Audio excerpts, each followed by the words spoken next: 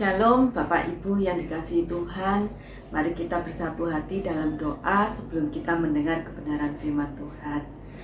Tuhan Yesus, terima kasih untuk segala kebaikan dan kemurahan Tuhan di dalam kehidupan kami Tuhan. Kalau sebentar kami mau mendengar kebenaran firman-Mu, biarlah Tuhan Kau layakkan, kuduskan hati pikiran kami untuk kami boleh menerima setiap benih firman yang Tuhan sampaikan pada malam hari ini. Biarlah setiap benih firman itu boleh menjadi isi hati Tuhan buat anak-anak-Mu Jemaat GAB Miracle Center. Terima kasih Tuhan untuk segala kebaikan, kemurahan Tuhan. Engkau layakkan, kuduskan hamba-Mu yang akan menyampaikan kebenaran firman-Mu. Hanya di dalam nama Yesus kami berdoa mengucap syukur. Haleluya. Amin. Hari ini adalah hari yang ke-16 kita berada di bulan Desember. 15 hari ke depan kita akan meninggalkan tahun 2021 dan kita akan menyambut tahun yang baru.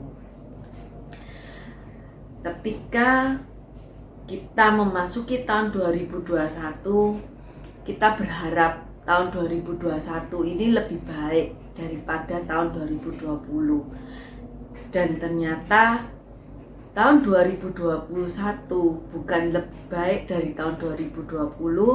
Pandemi kita masih tetap hidup dalam masa pandemi. Tapi kita juga masih dalam penyertaan Tuhan. Kalaupun kita akan meninggalkan tahun 2021, memasuki tahun 2022 juga kita masih dalam penyertaan Tuhan. Bapak Ibu, kemarin ketika saya mendapatkan jadwal untuk membagikan sharing firman Tuhan, saya sempat tanya sama Tuhan apa yang harus saya bagikan. Tuhan ingatkan saya kepada beberapa tokoh yang mendapatkan janji Tuhan. Dan Tuhan juga tidak langsung menepati atau menggenapi janji Tuhan. Tetapi Tuhan masih butuh waktu untuk menguji, untuk mempersiapkan hati mereka, hidup mereka sebelum mereka menerima janji Tuhan. Hari ini Tuhan ingatkan Bapak Ibu kepada kita semua.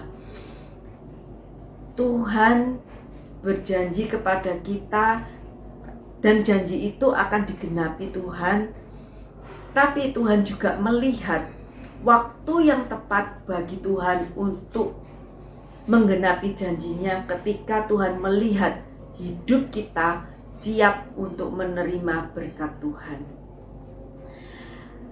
Hari ini saya mau mengajak Bapak Ibu untuk mengkoreksi diri sebelum kita kecewa sama Tuhan melihat keadaan di sekeliling kita ini yang mungkin secara manusia itu mengkhawatirkan. Tapi percayalah bahwa Tuhan itu tetap menyertai kita. Saya diingatkan Tuhan dua kisah Bapak Ibu. Yang pertama saya diingatkan Tuhan tentang kisah Bapak Abraham dan Sarah. Kita tahu Abraham mendapatkan janji Tuhan di mana Abraham akan menjadi suatu bangsa yang besar dan akan memiliki keturunan. Tapi di satu sisi, kondisi yang dialami Abraham dan Sarah itu menunjukkan kondisi yang tidak memungkinkan buat Abraham ataupun Sarah untuk bisa memiliki keturunan.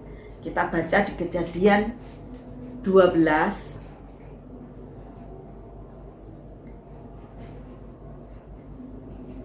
di ayat kedua. Begini firman Tuhan, Aku akan membuat engkau menjadi bangsa yang besar dan memberkati engkau serta membuat namamu masyhur dan engkau akan menjadi berkat. Ini adalah janji Tuhan kepada Abraham ketika Tuhan memanggil Abraham untuk meninggalkan negeri kelahirannya di Ur Kasdim menuju negeri yang Tuhan janjikan buat Abraham. Tuhan janji bahwa Tuhan akan memberikan Abraham untuk menjadi suatu bangsa yang besar. Untuk menjadi sebuah bangsa yang besar itu dibutuhkan keturunan, Bapak Ibu. Dari keturunan-keturunan itulah maka akan terjadilah satu kumpulan, satu komunitas, dan menjadi sebuah bangsa yang besar.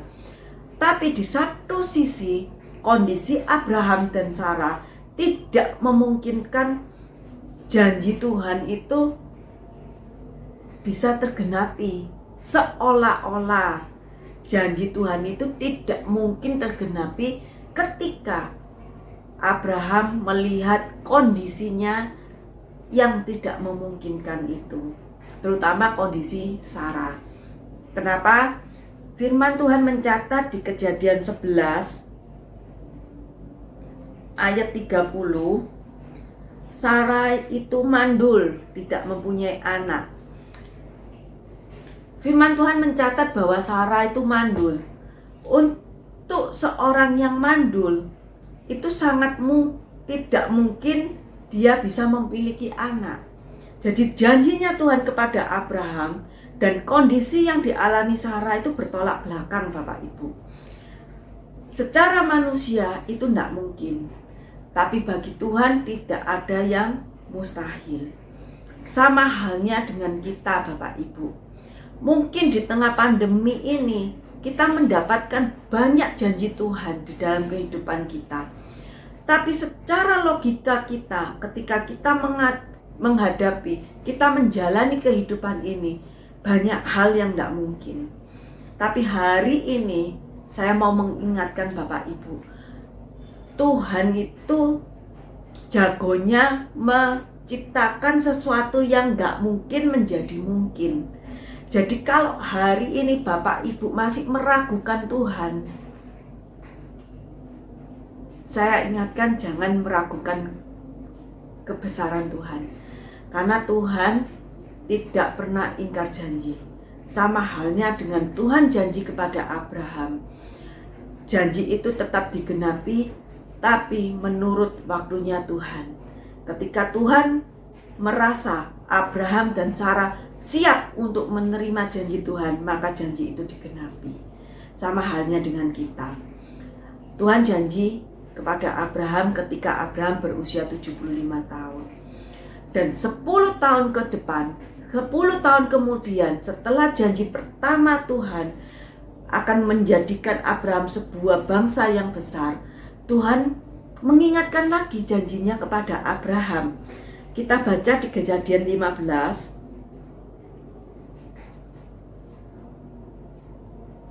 di ayat kelima, firman Tuhan berkata demikian, Bapak Ibu.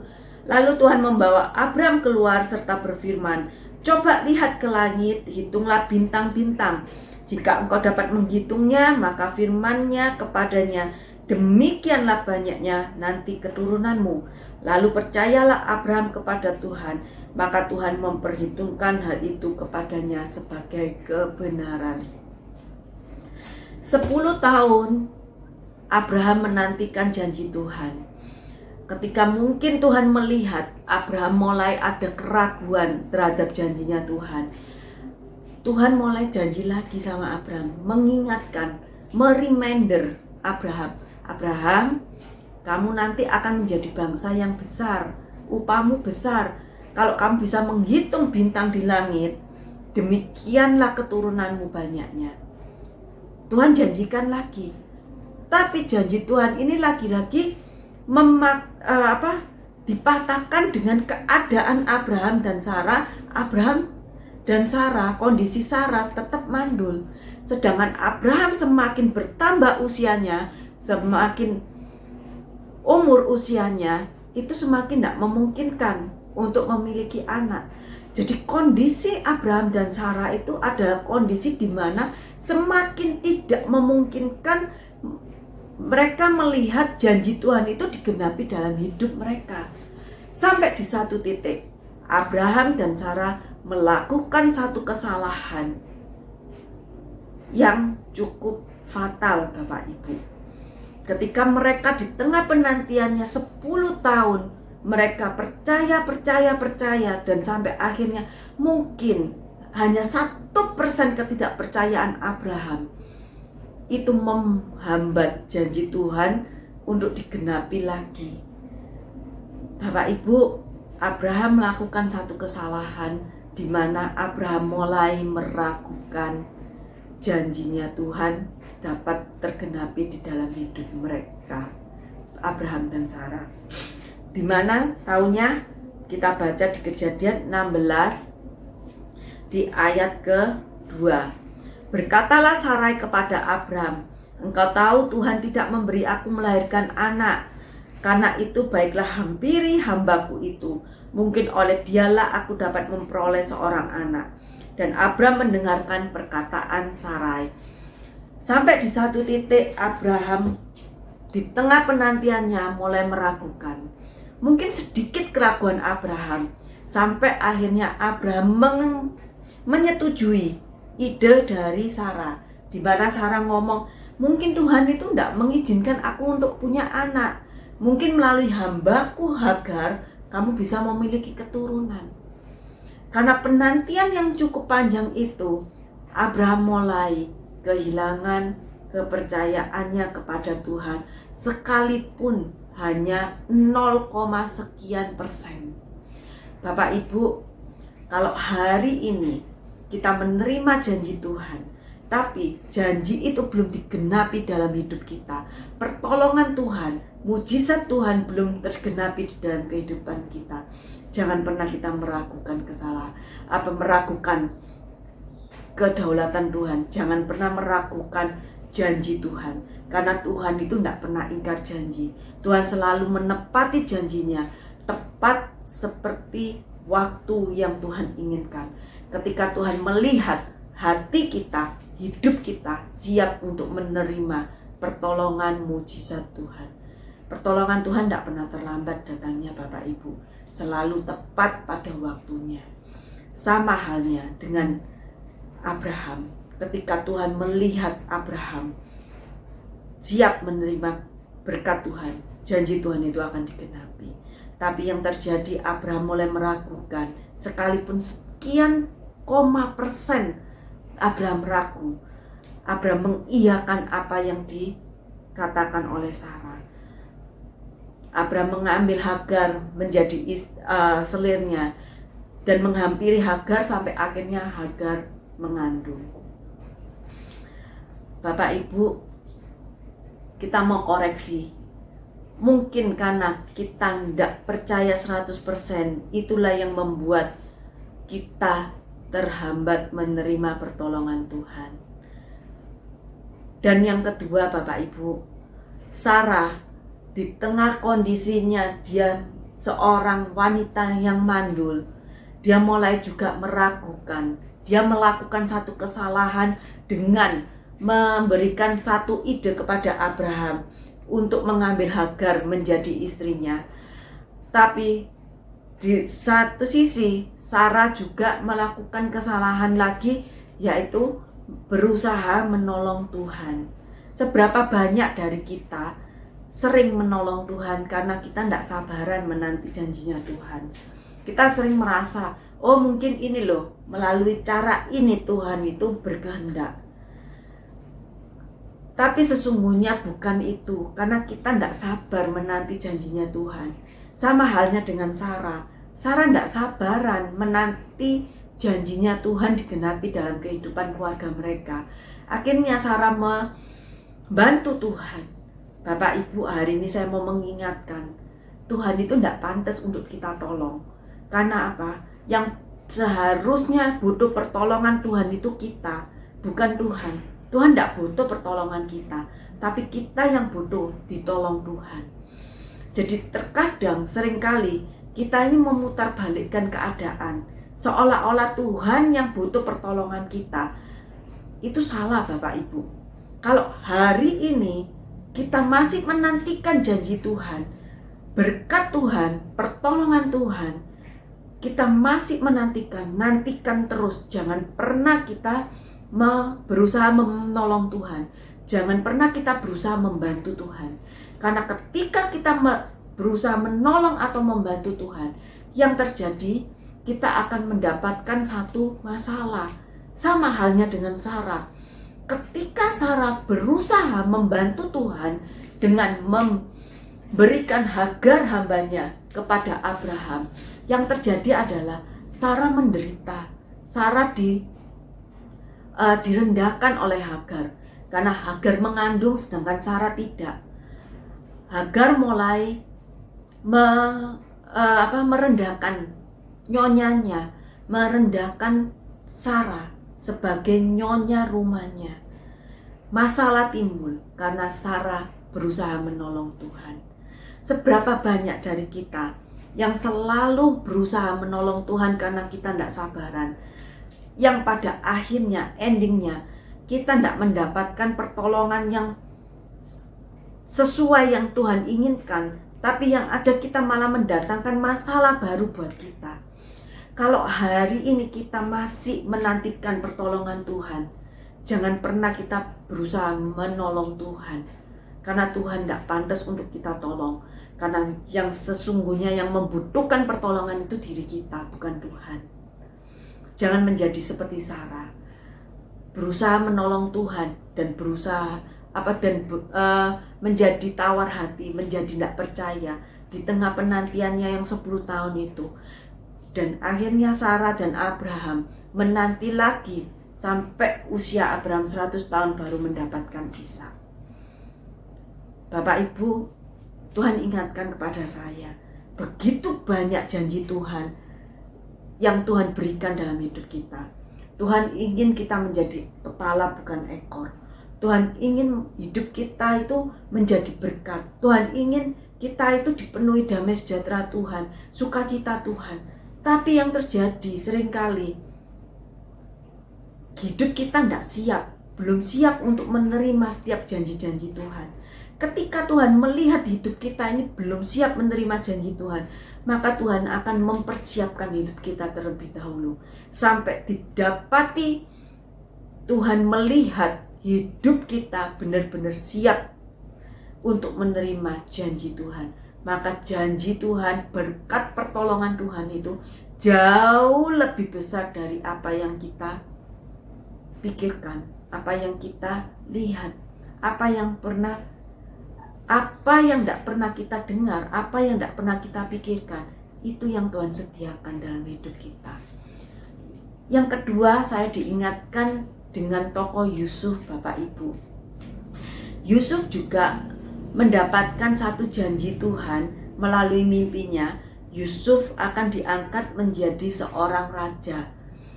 Untuk menjadi seorang raja, Tuhan butuh waktu kurang lebih 13 tahun lamanya untuk memproses hidupnya Yusuf. Yusuf dipersiapkan Tuhan sedemikian rupa sehingga Yusuf benar-benar siap untuk menjadi seorang raja. Kenapa Tuhan butuh waktu yang begitu lama? Ternyata ada satu kelemahan dari Yusuf yang dilihat Tuhan, dan Tuhan butuh waktu untuk mempersiapkan Yusuf sebelum Yusuf benar-benar diangkat Tuhan menjadi seorang raja. Di tengah persiapan itu Tuhan tidak pernah meninggalkan Yusuf, Bapak Ibu. Tuhan selalu menyertai Yusuf, Tuhan selalu menuntun Yusuf. Sampai satu titik, sampai satu masa, akhirnya Yusuf diangkat Tuhan menjadi seorang raja. Apa kelemahan dari Yusuf? Yusuf punya kesombongan diri. Ada kesombongan di dalam hidup Yusuf yang mungkin tidak bisa Tuhan terima, yang mungkin tidak bisa Tuhan tolerir. Tahu dari mana Yusuf sombong? Kita baca di Kejadian 37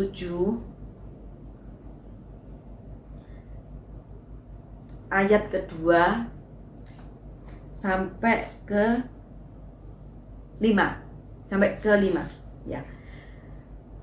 Saya bacakan, inilah riwayat keturunan Yakub. Yusuf tatkala berumur 17 tahun, jadi masa muda, biasa mengembalakan kambing domba. Bersama-sama dengan saudara-saudaranya, anak-anak Bilha dan Silpa, kedua istri ayahnya, dan Yusuf menyampaikan kepada ayahnya kabar tentang kejahatan saudara-saudaranya. Israel lebih mengasihi Yusuf dari semua anak-anaknya. yang lain, sebab Yusuf itulah anaknya yang lahir pada masa tuanya. Dan ia menyuruh membuat jubah yang maha indah bagi dia. Setelah dilihat oleh saudara-saudaranya bahwa ayahnya lebih mengasihi Yusuf dari semua saudaranya, maka bencilah mereka itu kepadanya dan tidak mau menyapanya dengan ramah. Pada suatu kali bermimpilah Yusuf, lalu mimpi itu diceritakan kepada saudara-saudaranya, sebab itulah mereka lebih benci lagi kepadanya. Satu kali Yusuf mendapatkan sebuah mimpi di mana Yusuf akan menjadi seorang raja dan saudara-saudaranya itu datang tunduk kepada Yusuf. Yusuf mempunyai kesombongan di dalam dirinya karena Yusuf begitu dicintai oleh ayahnya Yakub. Yusuf sangat dicintai lebih dari saudara-saudaranya. Ketika Yusuf tahu kalau Yusuf paling dicintai oleh ayahnya, Yusuf seringkali melaporkan perbuatan-perbuatan kakak-kakaknya, saudara-saudaranya kepada ayahnya. Hal itulah yang membuat kakak-kakaknya ini benci kepada Yusuf.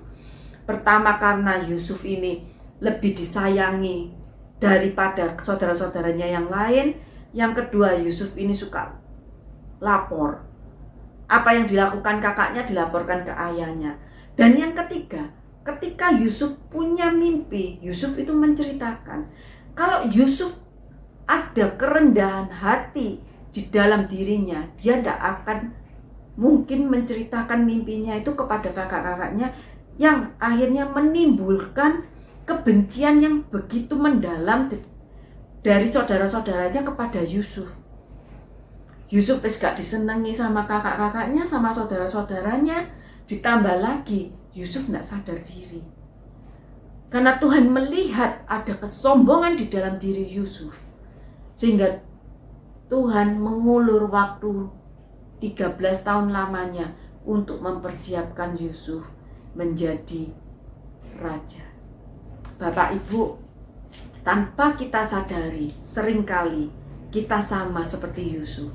Kita merasa kita punya uang, kita merasa kita punya kepintaran, kita merasa kita punya kedudukan, sampai kita merasa bahwa kita ini tidak benar-benar 100% mengandalkan Tuhan. Kita mengandalkan Tuhan yang mengandalkan kekuatan kita. Itu yang tidak dimau sama Tuhan.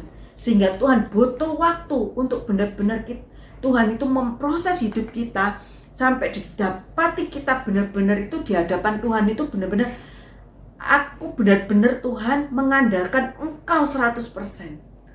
Ketika Tuhan melihat itu, maka janji itu digenapi. Yusuf 13 tahun diproses, dimasukkan ke dalam sumur. Tuhan menolong, Yusuf melihat pertolongan Tuhan. Yusuf dijual ke Potifar. Yusuf melihat lagi pertolongan Tuhan. Yusuf difitnah oleh tante Potifar. Yusuf melihat lagi pertolongan Tuhan. Penyertaan Tuhan itu selalu ada, sekalipun Yusuf dalam masa proses. Sama halnya dengan hidup kita. Kalau kita masih mengandalkan kekuatan kita, masih ada kesombongan di dalam diri kita, Bapak Ibu, siap-siap. Proses Tuhan itu akan semakin lama. Kalau kita benar-benar hari ini benar-benar merasakan butuh pertolongan Tuhan, andalkan Tuhan. Sudah, jangan mengandalkan kekuatan kita. Tanggalkan semua kesombongan kita, kepintaran kita, kedudukan kita. Itu tidak ada artinya di hadapan Tuhan. Yusuf didapati ada kesombongan di dalam kehidupannya, sehingga Tuhan butuh waktu untuk janjinya digenapi di dalam kehidupan Yusuf. Tuhan mempersiapkan Yusuf. Kisah Yusuf ini Bapak Ibu mengingatkan saya di mana tahun 2016 ketika saya dan suami sedang punya ide untuk membangun sebuah usaha. Usaha yang kami bangun adalah cleaning service Bapak Ibu. Di mana ide itu muncul karena pada waktu itu dan saat ini suami itu bekerja di salah satu properti developer yang membangun apartemen. Nah, untuk gedung apartemen itu membutuhkan sejumlah orang cleaner atau cleaning service agar gedung itu bisa terjaga dan terawat kebersihannya. Kami berpikir bahwa dengan kedudukan suami yang cukup penting di developer tersebut, kami akhirnya punya ide itu untuk membangun cleaning service. Ketika awal kita mau membangun ini, saya tanya Tuhan, saya doa sama Tuhan ACC. Tapi secara manusia, sekalipun saya tanya Tuhan, saya minta persetujuan Tuhan, tapi ada di dalam hati saya, di dalam pikiran saya itu masih mengandalkan jabatan yang dimiliki oleh suami saya. Kami berpikir bahwa suami punya jabatan, ini apartemen sedang dibangun, apartemen pertama sudah terbangun, dan 1 tahun ke depan apartemen kedua sudah selesai dibangun. 1 tahun ke depan lagi, jadi 2 tahun dari 2016-2018 apartemen ketiga sudah selesai, dan selanjutnya apartemen keempat. Kami berpikir dengan kita menghandle 4 gedung apartemen ini cukup buat kami. Kami sudah bersyukur. Bukan rasa syukur kami yang salah, tetapi yang salah dalam diri kami adalah kami mengandalkan, terutama saya mengandalkan kedudukan atau jabatan yang dimiliki suami saya. Suami saya punya posisi yang baik di sana dan dipercaya sama owner. Jadi kami berpikir itu seperti itu. Tuhan meng-ACC. Tuhan menyetujui usaha kami membangun usaha ini. Tapi di satu sisi, secara tidak saya sadari, saya mulai mengandalkan setengah Tuhan, setengah kekuatan atau jabatan dari suami saya. Itu yang Tuhan tidak mau, Bapak Ibu. Sampai di satu titik 2018, si owner ingin membangun usaha cleaning service sendiri, Bapak Ibu. Dan akhirnya saya diusir, didepak dari gedung apartemen tersebut. 2018 disitulah titik terendah saya di dalam saya membangun usaha ini. Saya tidak tahu harus berbuat apa. Saya berusaha dengan sekuat tenaga saya. Saya datang ke satu gedung, dari gedung satu ke gedung yang lain. Yang ada apa, Bapak Ibu? Mereka melihat, siapa ini? Perusahaan baru mau handle gedung saya. Ya tidak mungkin saya percaya dengan perusahaan baru. Untuk membangun gedung itu mengeluarkan modal yang begitu besar. Kalau tak kasih ke orang yang baru, kalau salah treatment gimana? Saya mencari dengan kekuatan saya tidak mendapatkan satu customer sama sekali, Bapak Ibu. Di saat itulah saya cuma bisa nangis, saya cuma bisa memohon sama Tuhan. Saya cuma ngomong sama Tuhan, Tuhan, waktu pertama kali saya mau membangun usaha ini, Tuhan sudah ACC. Tapi Tuhan, jangan tinggalkan saya. Saya mulai berbalik. Saya tidak mau lagi melihat jabatan suami saya, tapi saya mulai memandang Tuhan. Saya melihat Tuhan, saya mulai 100% mengandalkan Tuhan. Saya tanggalkan kesombongan itu. Saya tanggalkan apa yang menjadi andalan saya. Saya singkirkan semua. Saya doa, saya tangis, saya minta pengampunan dari Tuhan.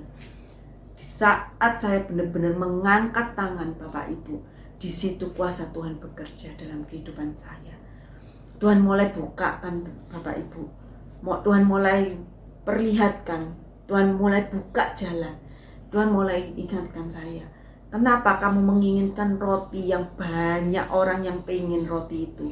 Sedangkan ini loh, roti yang tak sediakan buat kamu, lahan yang tak sediakan buat kamu, ini belum ada yang memasuki ini, yaitu home cleaning, Bapak Ibu. Di saat itu kita mulai dari yang dulunya berambisi untuk cleaning gedung, kita beralih ke cleaning rumah ke rumah. Di situ saya melihat pertolongan Tuhan, campur tangan Tuhan yang gak pernah berakhir sampai hari ini. Ketika kemarin tahun 2020 pandemi terjadi, Bapak Ibu, saya juga melihat pertolongan Tuhan. Itu luar biasa. Tiba-tiba ada salah satu pengusaha kaya, Bapak Ibu. Dia menelpon kami, dia mau mengadakan pesta karena tidak bisa mengadakan pesta di gedung. Dia mau mengadakan pesta pernikahan anaknya di rumah. Jadi dia punya rumah, satu rumah dibersihkan semua.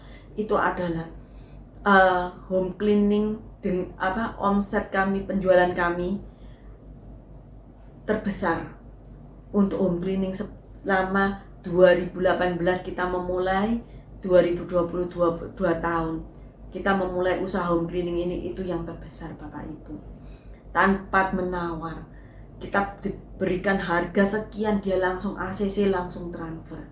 Kalau bukan Tuhan yang menyertai, kita tidak ada apa-apa, Bapak Ibu. Andalkan Tuhan 100%, tanggalkan kesombongan kita, milikilah kerendahan hati. Apa yang tidak pernah kita pikirkan, itu yang Tuhan sediakan dalam hidup kita. Janji Tuhan itu seperti itu. Seringkali kita ini mempunyai pemikiran-pemikiran sendiri, sehingga membuat Tuhan itu tidak bisa bekerja sempurna di dalam kehidupan kita. Hari ini saya mau mengingatkan Bapak Ibu, ayo kita sebelum komplain ke Tuhan, kita koreksi diri kita. Mungkin 3 hal itu ada di dalam diri kita. Kita percaya. Tapi ketika kita mulai melihat kondisi yang tidak memungkinkan, seperti Abraham melihat kondisi yang tidak memungkinkan, dia menantikan anak selama 10 tahun dan dihadapkan pada kenyataan bahwa Sarah mandul, dia mulai meragukan. Jangan pernah kita meragukan.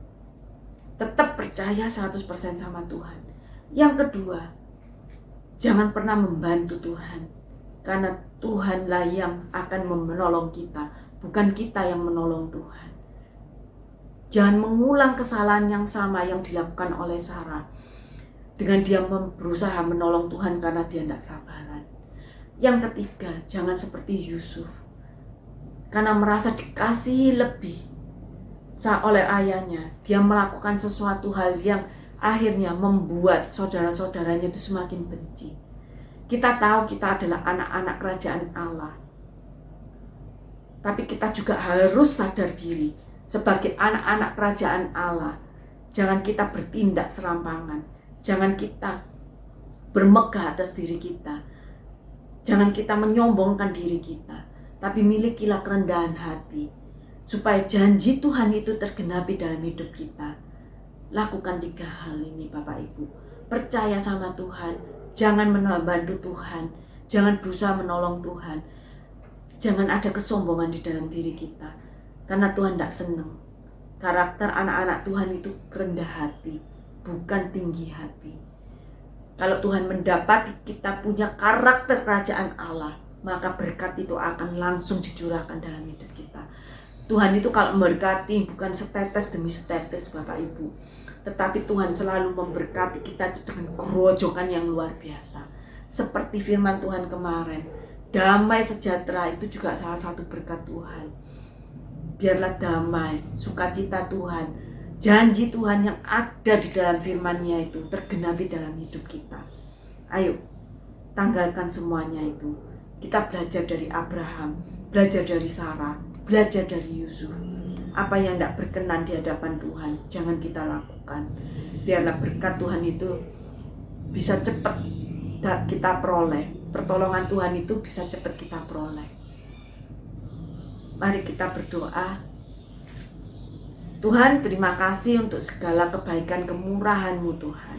Kalau hari ini Tuhan mengingatkan kami, Tuhan, untuk kami boleh dapat melihat janji Tuhan itu tergenapi dalam hidup kami. Kami boleh percaya 100% Tuhan, dan kami tidak lagi mau Tuhan untuk berusaha membantu Tuhan, karena kami tidak sabar melihat janji Tuhan digenapi dalam hidup kami. Dan biarlah Tuhan, kerendahan hati itu ada di dalam hidup kami. Kami tidak mau menjadi anak-anak Tuhan yang sombong, tetapi kami boleh menjadi anak-anak Tuhan yang penuh dengan kerendahan hati. Biarlah kami Tuhan, di tengah kami menantikan janji-Mu Tuhan, kami tetap percaya Kami tetap sabar Tuhan, dan gak berusaha menolong Tuhan. Dan kami tetap Tuhan mengandalkan Tuhan, bukan dengan kuat gagah kami Tuhan, sehingga membuat diri kami, menyombongkan diri kami Tuhan, karena kami merasakan pintar, kami punya uang, kami punya kejabatan, kami punya kedudukan, karena semuanya itu tidak berarti di hadapan Tuhan. Tuhan, Kau berkati firman-Mu hari ini, meteraikan firman-Mu malam hari ini Tuhan, di dalam kehidupan kami, sehingga kami boleh melewati tahun 2021, memasuki tahun 2022 dengan janji Tuhan sudah digenapi dalam hidup kami. Dan kami melihat penyertaan Tuhan luar biasa di tahun 2022. Terima kasih Tuhan Yesus untuk segala kebaikan dan kemurahan Tuhan. Hanya di dalam nama Yesus kami berdoa mengucap syukur. Haleluya. Amin. Tuhan Yesus memberkati.